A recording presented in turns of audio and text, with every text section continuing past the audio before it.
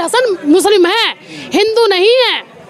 अगर ये हिंदू होता ना तो मकान ना टूटता। मैंने कौन सा देश के प्रति कौन सा गलत काम कर दिया? मैंने किसी का रेप कर दिया, मैंने किसी का मतलब किसी के यहाँ मैंने डकैती डाल दी, या मैंने किसी को हिंदू भाई को मार दिया? बेहतरीन गुंडे हैं ना, वो सारे मोदी छांट छांट के अपनी पार्टी के अंदर ले रहा है। पता है क्यों? अगर दुआ किसी को बना सकती है तो बददुआ बिगाड़ भी सकती है। आप ये मत समझिएगा आपने बीजेपी टिकट लेके आगे जीत गए। 10 साल से मनोज तिवारी खजूरी के अंदर है, घुइयां भी कुछ नहीं करा उसने, घुइयां भी। वकील हसन वो चेहरा, वो नाम जिसने 41 मजदूरों की जान बचाकर देश का नाम रोशन किया था। आज उनको रोड पर बैठे हुए 2 महीने से भी ज़्यादा का वक्त हो चुका है, लेकिन उनका समाधान ना तो दिल्ली सरकार की तरफ से किया गया है, ना सेंट्रल गवर्नमेंट की तरफ से किया गया, और ना खास तौर पर यहाँ के सांसद मनोज तिवारी जिन्होंने कई बार वादा भी किया उनकी तरफ से किया गया है। तो हमारे साथ बात करने के लिए एक बार फिर हमारे साथ में जुड़े, उनसे बात करेंगे कि आज आपको 2 महीने यहाँ पर रोड पर बैठे हो चुके हैं, लेकिन अभी तक कोई समाधान नहीं हो पाया है। क्या वजह है इसकी? मैं इसकी वजह राजनीति के घटिया स्तर को मानता हूं कि जो इंसान अपने देश के लिए अपनी जान की परवाह किए बगैर इतना बड़ा काम कर सकता है, तो हमारा जो सरकारी तंत्र है उसके लिए मतलब उसको देने से तो गया, और उसका जो था वो भी उससे छीन के उसे रोड पे बैठा दिया गया है। और इसके लिए मैं सबसे ज़्यादा जिम्मेदार मानता हूँ मनोज तिवारी जी को, जो हमें जब हम वहाँ से आए थे 2 दिसंबर को उन्होंने हमें सम्मानित भी किया था 25-25 हज़ार रुपये देकर, और उन्होंने हमें आश्वासन भी दिया था कि हसन आपके मकान को कुछ नहीं होगा और हम इसे खड़े होकर बनवाएंगे भी, और तो आपके साथ खाना भी खा के जाएंगे। इससे तो बढ़िया ये होता मैं उनके सामने इस मकान का जिक्र ही न करता, मैं जहाँ बैठा था वहीं बैठा रहता। हो सकता है उस दिन जिक्र करने के बाद उनकी नज़र में यह मकान आया और उन्होंने मुझे रोड पर लाने का कार्य किया। तो मैं तो सीधे सीधे बात मानता हूँ तिवारी जी ने कुछ किया तो है नहीं यहाँ के लिए। उनने जो कार्य है उनके मतलब एक प्रोफाइल में जुड़ेगा, वो वकील हसन को बेघर करने का कार्य जुड़ जाएगा। ऐतिहासिक कार्य होगा उनके लिए और पूरे इतिहास में याद किया जाएगा कि यह तो तिवारी जी इन्हें बसाना चाहिए था और उल्टा इन्हें इनका घर तोड़ के घर के बाहर बैठा दिया गया। और उसके बाद 18 दिन के में जो इन्होंने कल में 24 घंटे 48 घंटे किए उस कुछ नहीं किया इन्होंने उसके मेरे लिए। और जब आपकी आचार संहिता लागू होगी, इलेक्शन का टाइम हो गया, उसके बाद उनका कहना यह है कि हम इलेक्शन जीतेंगे, इलेक्शन के बाद आपके साथ कुछ कर पाएंगे। उसके बाद भी क्या भरोसा मेरे लिए करेंगे जीतने के बाद। लेकिन अब की बार जो हमें लग रहा है, देखिए एक बात मैंने उनसे कही थी, पर्सनली कही थी कि तिवारी जी दिल्ली में 6 MPs के टिकट्स कटे, सिर्फ आपका टिकट्स नहीं कटा। ये समझिए आप हमारी दुआ थी, हमारा दिल की दुआ थी कि आप यहाँ रहे। लेकिन अगर दुआ किसी को बना सकती है तो बददुआ बिगाड़ भी सकती है। आप ये मत समझिएगा आपने बीजेपी टिकट लेके आगे जीत गए। ये मेरा वर्ड्स आप आज लिख लेना कि गरीब आदमी की अगर दुआ काम करते बददुआ भी दिल से निकलती है, वो भी काम करती है। तिवारी जी यहाँ इस क्षेत्र से नहीं जीतेंगे, नहीं जीतेंगे, नहीं जीतेंगे। नहीं, अभी लगातार मनोज तिवारी जी का प्रचार प्रसार चल रहा है चुनाव को लेकर। इस बीच जो तिवारी जी टिकट होने के बाद या जब अनाउंसमेंट आप किया तो उन्होंने कि 48 से 24 घंटे या 24 से 48 घंटे में आपको मकान मिल जाएगा। उसके बाद यहाँ आपके पास पहुँचे दोबारा कोई उन्होंने कोई आश्वासन दिया आपको? ये बात बोलने के बाद कि मैं 48 घंटे में आपको कुछ ना कुछ शुभ समाचार दूंगा, कोई अच्छा समाचार दूंगा, और ऐसा कोई ऐसा काम मैं कर रहा हूं कि दिल्ली में अभी तक नहीं हुआ। हम बहुत संतुष्ट हैं कि हाँ तिवारी जी कुछ कर रहे हैं। लेकिन जब दिन पे दिन टलते चले गए तो उन्होंने हमसे मिलना तो क्या, हमारा फ़ोन भी उठना गवारा, बल्कि मैसेज का जवाब देना भी गवारे नहीं समझा। तो एक तरीके से उन्होंने सिर्फ हमें सिर्फ बहलाया है, फुसलाया है और कुछ नहीं किया है। एक घटिया राजनीति की जो पहचान होती है ना, हम उनके पास किस काम के लिए गए थे? हमारे देश की, हमारे जो क्षेत्र की जनता है किस काम के लिए जाती है उनके पास में? ना तो यहाँ नाली की व्यवस्था सही, ना रोड की व्यवस्था सही, ना पानी की व्यवस्था सही। और जो उनके अंतर्गत जो कार्य आते हैं उनके, अब वो बोलते हैं मैंने 14,500 करोड़ का कार्य इस क्षेत्र में कराया। अब वो कौन से हवा में पुल बना दिया हमें तो समझ में नहीं आ रहा कि 14,500 करोड़ जो उन्होंने लगाए हैं कि यहाँ की नाली व्यवस्था, रोड की व्यवस्था, मतलब सभी चीज़ ऐसी है जो उनके अंदर कोई भी काम नहीं हुआ 10 साल के अंदर। यहाँ पर कभी तो फीता काट के चले जाते हैं, हमारे थाने के पीछे स्कूल बनेगा, कभी कुछ, मतलब आज तक कुछ किया नहीं है उन्होंने 10 साल। सिर्फ एक राजनीति की है उन्होंने हिंदू और मुसलमान की, इसी आधार पर वो जीत रहे हैं। अगर काम के आधार पर बात की जाए तो उन्होंने एक ढिले काम इस क्षेत्र में नहीं किया है। नहीं, मनोज तिवारी ने हिंदू मुसलमान की राजनीति की है क्या उनकी पार्टी ने राजनीति की है? मैं तो हमारे क्षेत्र के राजा MP भाई मनोज तिवारी है, मैं पार्टी तो एक अलग चीज़ है। बड़ा आरोप लगा रहे हैं आप। बिल्कुल बड़ा भी है और तथ्य मैं दे रहा हूँ आपको। भाई एक बात बताइए, मैंने कौन सा देश के प्रति कौन सा गलत काम कर दिया? मैंने किसी का रेप कर दिया, मैंने किसी का मतलब किसी के यहाँ मैंने डकैती डाल दी, या मैंने किसी को हिंदू भाई को मार दिया? मैंने देश के 41 लोगों को बचाया, जिसमें 40 हिंदू थे और एक मुसलमान था। वहाँ मैंने 40 हिंदू मुसलमान नहीं देखा, वहाँ सिर्फ मैंने देखा मेरे भाई हैं, मैं ये सिर्फ देखो। और उसका कार्य का बदला मेरे को 25,000 रुपये दे के सम्मानित किया गया। उसके बाद उसका जो सबसे बड़ा इनाम मेरे को देना था, वो मुझे मेरा घर तोड़ के घर के बाहर बैठा दे। तो मैं तो ये बोलूँगा साफ़ तौर पे, बीजेपी तो खुली तौर पे है ही है, लेकिन हमारे क्षेत्र में मनोज तिवारी साफ़ तौर पे इसके जिम्मेदार हैं। उन्होंने मुझे घर से बाहर बैठाने का कार्य किया है। अच्छा, अभी एक तरफ तो उत्तर पूर्वी जिला से मनोज तिवारी, दूसरा जो कांग्रेस पार्टी ने, इंडिया गठबंधन ने कन्हैया कुमार को उतार दिया है, तो आपका समर्थन किस ओर रहेगा? हम बहुत खुश हैं, हमें बहुत ही अच्छा लगा कि यहाँ कांग्रेस पार्टी ने बहुत ही अच्छा उम्मीदवार दिया है। उसके पास लॉजिकल आंसर भी है, काम करने का जज्बे भी है, और देश के लिए काम करने की बात भी वो करता है, अच्छी बात करता है। मतलब वो देश की, मतलब हमारे क्षेत्र में एक विकास का कार्य वो करने का दम रखते हैं। वो सिर्फ बात करने का नहीं, वो काम भी करेंगे, जहाँ तक कि हमारी उम्मीद है। बहुत उम्मीद है कन्हैया जी, और मुझे उम्मीद नहीं, पूरे क्षेत्र को उम्मीद है।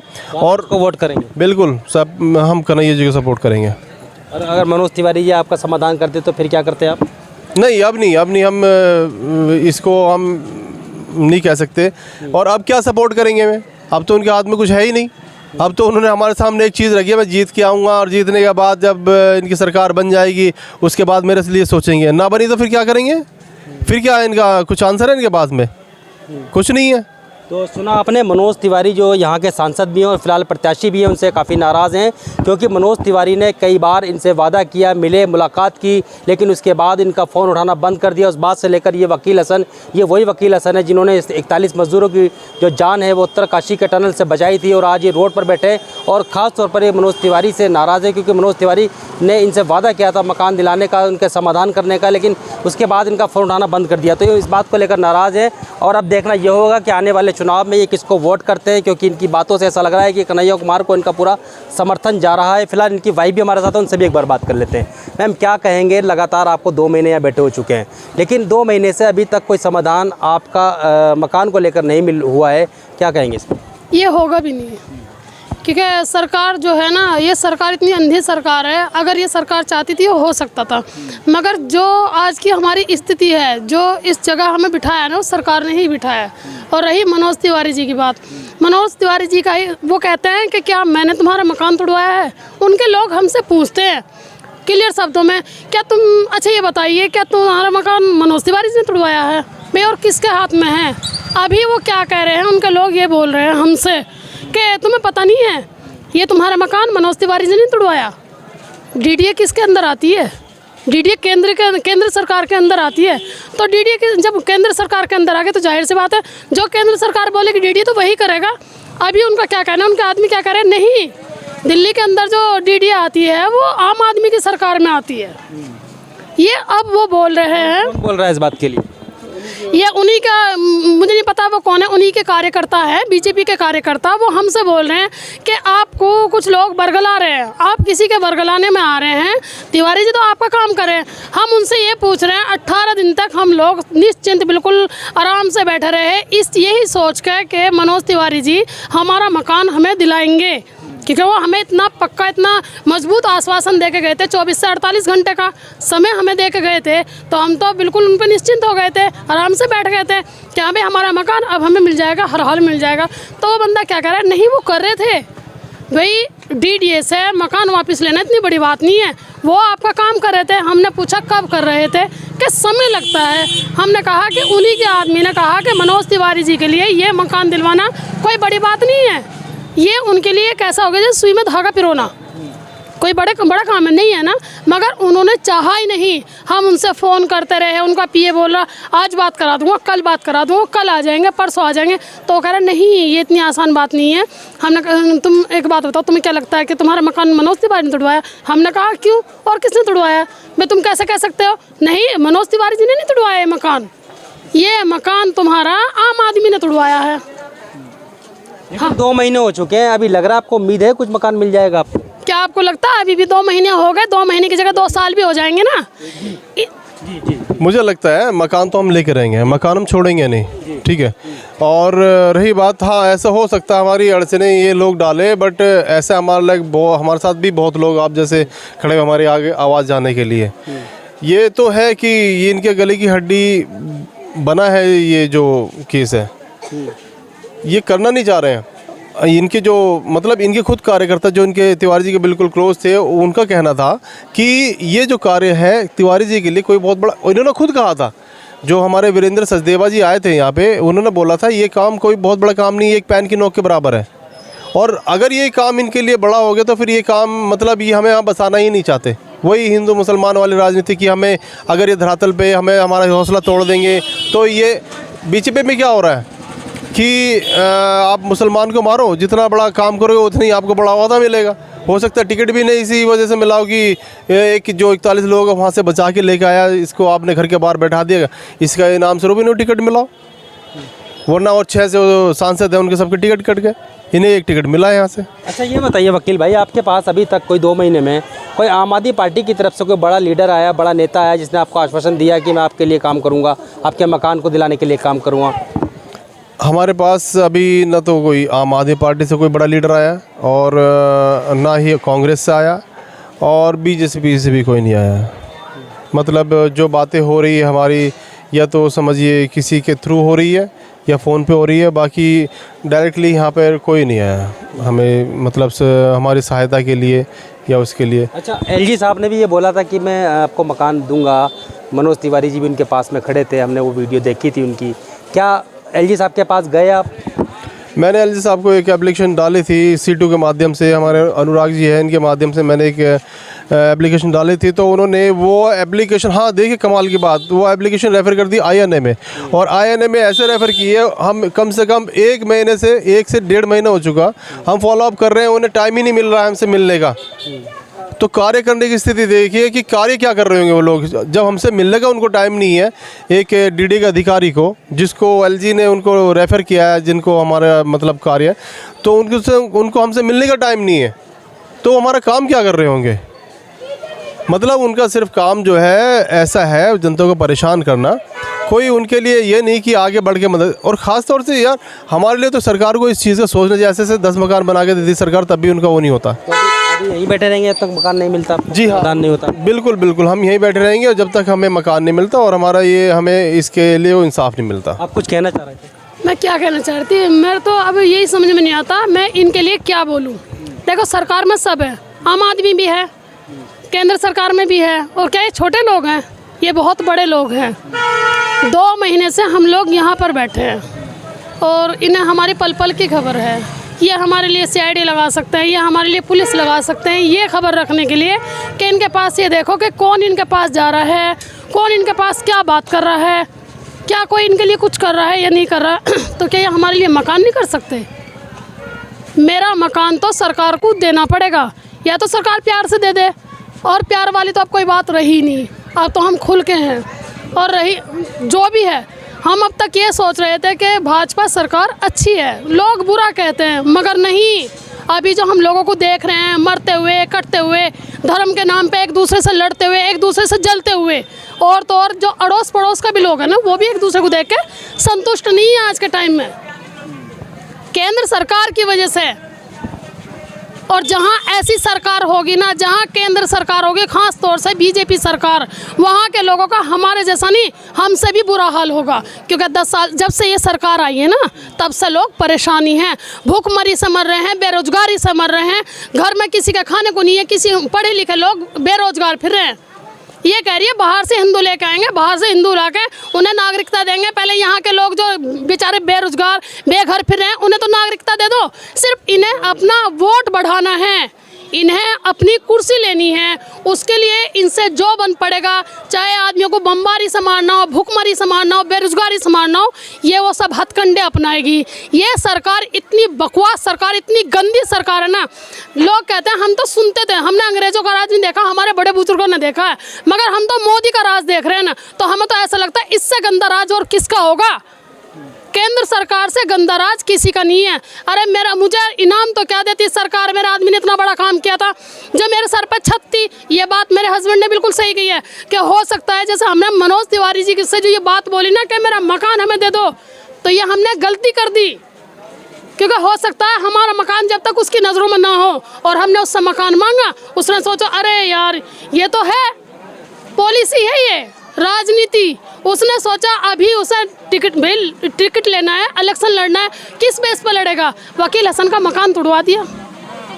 वकील हसन मुस्लिम है, हिंदू नहीं है। अगर ये हिंदू होता ना तो मकान ना टूटता। ये जो कर रहे हैं ये सरकार हिंदू मुस्लिम ये बोलते हैं कि केजरीवाल भ्रष्टाचार फैला रहा है। एक कौन सा मुद्दा पकड़ रखा है? शराब का मुद्दा पकड़ रखा है। तुम भी चलो, उसका तो शराब का मुद्दा होगा, शराब को छोड़ कर उसके और कार्य भी तो देखो। जितने काम केजरीवाल ने दिल्ली के अंदर किए हैं, अब पंजाब के अंदर केजरीवाल की सरकार है। पंजाब के लोग पहले कितने परेशान थे, आज के लोग आज के टाइम में तुम केजरीवाल की सरकार है। आज पंजाब में जाकर पूछो, वहाँ मेरी फूफो की लड़की है, ये कहती है जब से केजरीवाल की सरकार यहाँ आई है ना, बिजली फ्री, सब कुछ, इतनी टेंशन मुक्त हो गए कि केजरीवाल का राज इतना अच्छा है। दिल्ली के अंदर हॉस्पिटल में पहले दवाई लेने के लिए जाते ना 3 दिन, पर्चा बनने के लिए, पर्चा बनकर डॉक्टर को दिखाने में 3 से 4 दिन लगते थे। आज जाएंगे नाम लिखा जाएगा, कल जाएंगे पर्चा बनेगा। और जब से केजरीवाल की सरकार आई है ना, 1 दिन के अंदर सारे काम हो जाते हैं। तो ये केजरीवाल का काम है। मोदी जी ने आयुष्मान बनाने के अलावा और क्या क्या, उस आयुष्मान को आप जहाँ भी लेके जाओगे ना, तो पता है डॉक्टर क्या बोलते हैं, हमारे पास तो ये फैसिलिटी नहीं है, यहाँ पर ये वो नहीं है, यहाँ पर ये चलेगा नहीं।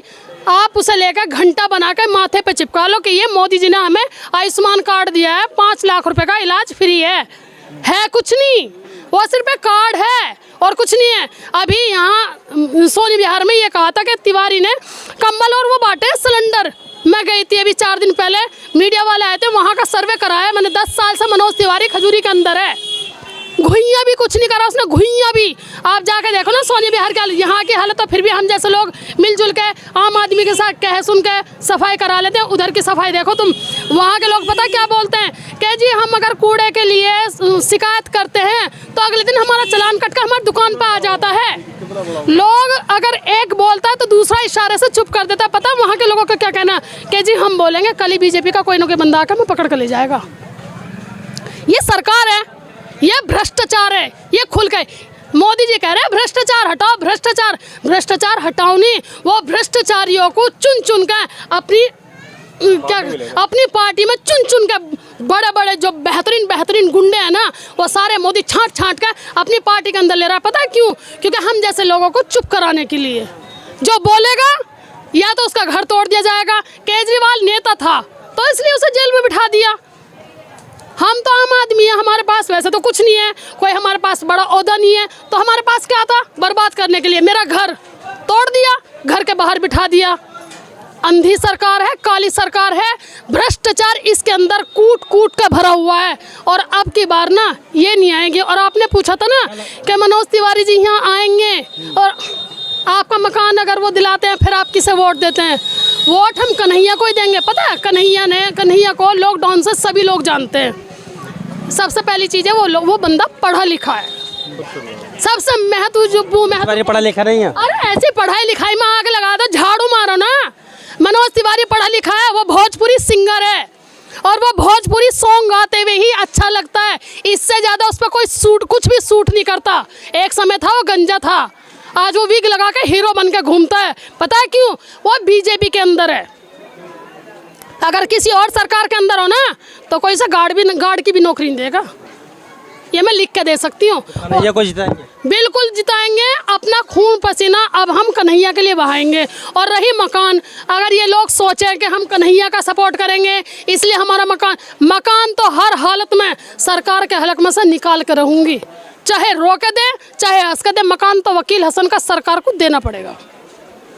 सुना आपने कितना ये जो परिवार है वकील हसन का कितना नाराज़ है, ख़ासतौर पर मोदी सरकार से भी नाराज़ है और सांसद मनोज तिवारी से भी नाराज़ है। एक बार मैं सामान दिखा देता हूँ, देख सकते हैं यहाँ पर 2 महीने होने के बावजूद भी यहाँ पर सामान रोड पर है। ये देख सकते हैं, ये इस तरफ सड़क है, यहाँ लोग इकट्ठा हो चुके हैं और ये सामान 2 महीने होने के बाद भी सड़क पर सामान आपको तमाम दिखाई दे जाएगा।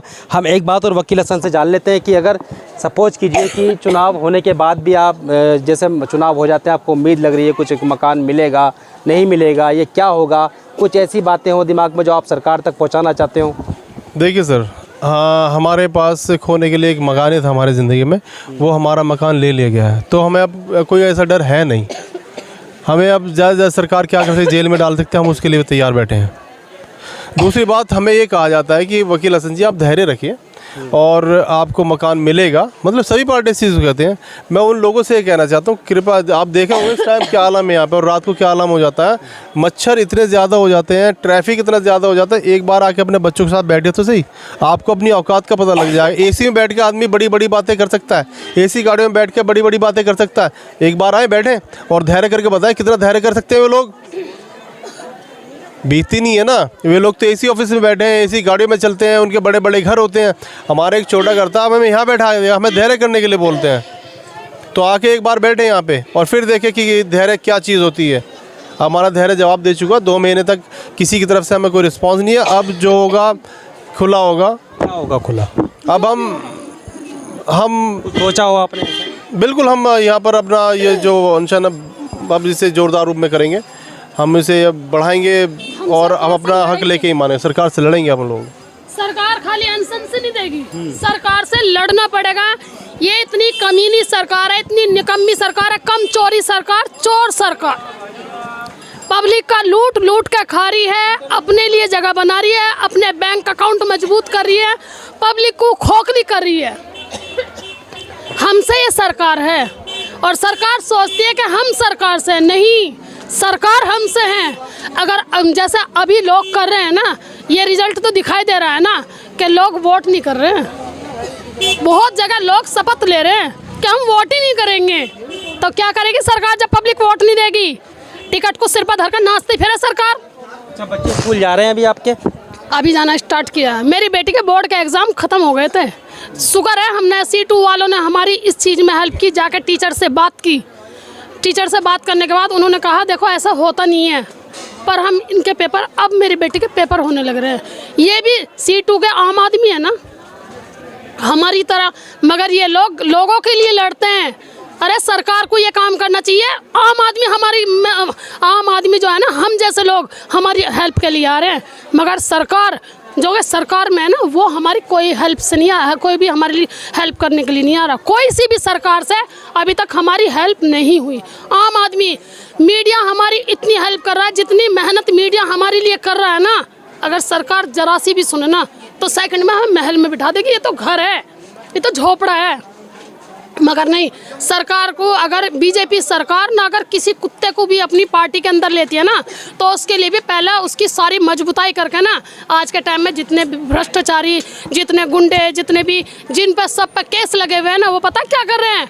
वो लोग बीजेपी के अंदर बीजेपी ज्वाइन कर रहे हैं। क्यों कर रहे हैं? क्योंकि बीजेपी ज्वाइन करके, जैसे एक वॉशिंग मशीन होती है ना, उसके अंदर कितना भी मैला कपड़ा डाल दो आप, भाई साहब धुल का एकदम क्लीन होकर बाहर निकलेगा। बीजेपी में जाओ, अपने खराब कैरेक्टर को बिल्कुल बाकिरदार कर लो।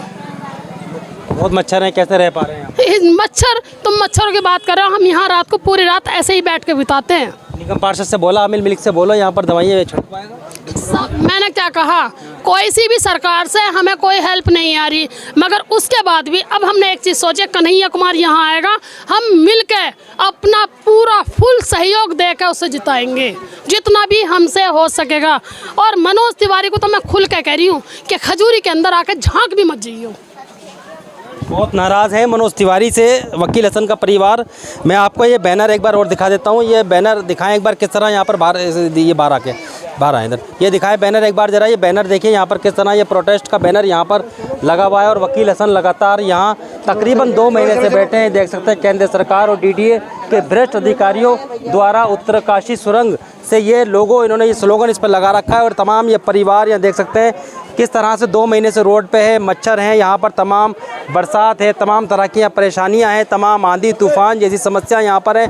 बच्चे स्कूल भी जाते हैं लेकिन इनकी समस्या का समाधान ना तो सांसद मनोज तिवारी की तरफ से किया गया है, ना दिल्ली के एलजी साहब की तरफ से किया गया है और ना सेंट्रल गवर्नमेंट की तरफ से किया गया है। और ख़ास तौर पर यहाँ पर ना आम आदमी पार्टी की तरफ से कोई जनप्रतिनिधि, कोई नेता इनसे मिलने के लिए पहुँचा है, ना इनको आश्वासन दिया गया है। इस बात को लेकर वकील हसन का परिवार काफ़ी परेशान है। जिस तरह लोकसभा सीट से यहाँ पर कन्हैया कुमार को उतार दिया गया है कांग्रेस पार्टी की तरफ से, तो इनका ये कहना है कि इस बार हम कांग्रेस पार्टी के जो कन्हैया कुमार उनको जिता के लाएंगे, हमारे मकान का समाधान हो या ना हो। लेकिन एक बात और कहना है कि मकान तो हम लेकर रहेंगे, इस बात को भी ये लगातार कह रहे हैं।